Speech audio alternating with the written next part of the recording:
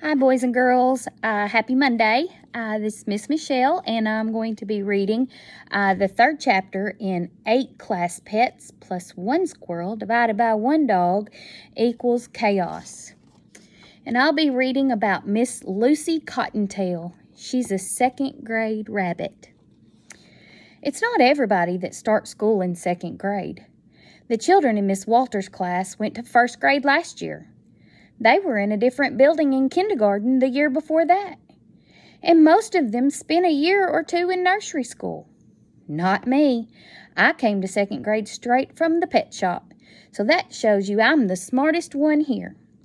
Well, maybe, except for Miss Walters. But I'm not sure. Miss Walters never talks about being in 1st grade. So I think she may have skipped 1st grade too. But she does talk about last year's 2nd grade class. I'm smart enough to know that means Miss Walters was kept back. But I am polite enough not to mention it. I plan to finish 2nd grade in 1 year. In fact, I think I may well skip 3rd grade and go directly to 4th.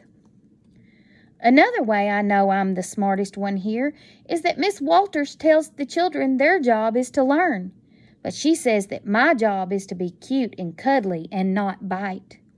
Obviously, I have already learned everything there is to learn. Sometimes the children forget to latch my cage. I help them learn by running around the classroom and hiding under things. I leave a trail of little poops to help them find me. Once I made it all the way across the hall to Mr. Daly's 3rd grade room. Mr. Daly has fish. The fish are in a tank, and the tank is on a cart with wheels. I don't think the fish are very smart at all. They never escape and hide under things. They just swim back and forth, back and forth. I held my long, good at hearing everything ears up against the glass to listen. But all they'd say was, "We are in a school. We are in a school." "I know," I said. "We all are." There's a squirrel who lives outside. Sometimes he comes to visit Miss Walters, and when all the children have gone home. The squirrel sits on the windowsill and makes faces and says rude things like, "If you were really smart, you humans couldn't catch you. I don't let them catch me."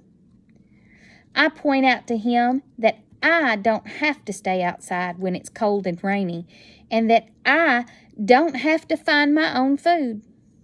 The squirrel says squirrels are smarter than rabbits. He says the kids in the playground sometimes call one another dumb bunny. Nobody, he says, ever calls another person dumb squirrel. You think the squirrel is making this up? I've never heard anybody say dumb bunny. One time, though, I heard one of the 3rd graders call me Mr. Fuzzbutt instead of Miss Lucy Cottontail. This is one of the reasons I'd like to skip 3rd grade, but I don't tell the squirrel that. Besides, this just shows how dumb that 3rd grader was. He couldn't even read the sign over my cage.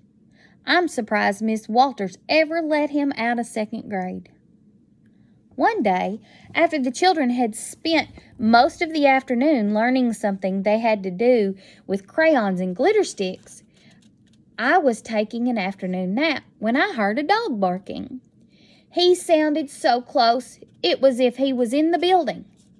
But that couldn't be. Dogs don't go to regular school. They have their own school to go to because they aren't smart like rabbits and children. But the next thing I knew, in ran that squirrel. If dogs aren't smart enough to go to school with the rest of us, squirrels definitely aren't smart enough. They'd be kept back for like 3 years in a row and have to sit in the corner the whole time. "Help!" the squirrel said. "Go away," I said. "There's a dog chasing me," the squirrel said.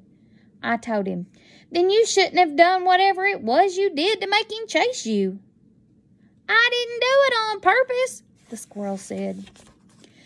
I chewed at an itchy spot on my foot. "If you were as smart as you think, these things wouldn't happen." The squirrel said, I told Green Eggs and Hamster you were too stuck up to help me.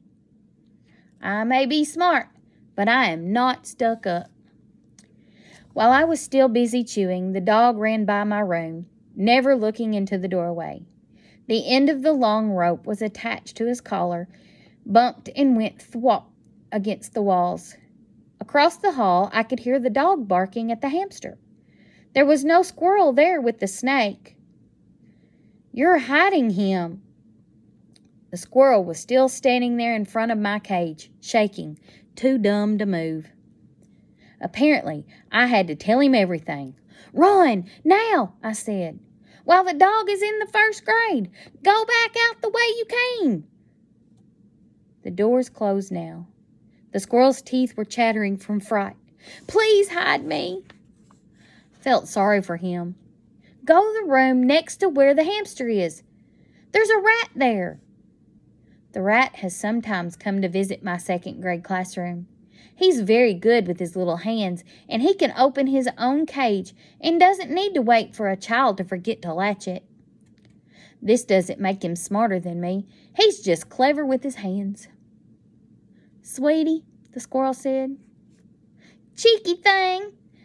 I beg your pardon, I snapped frostily. The rat's name is Sweetie. I knew that, I said. Ask Sweetie to let you in. The dog won't be able to get at you if you're in a cage. I couldn't resist adding, because inside a cage is safer than outside. Yeah, the squirrel said, waving his tail at me as he turned and ran. So I hope you enjoyed that. Be on the lookout for the next chapter to see what happens. Bye, guys.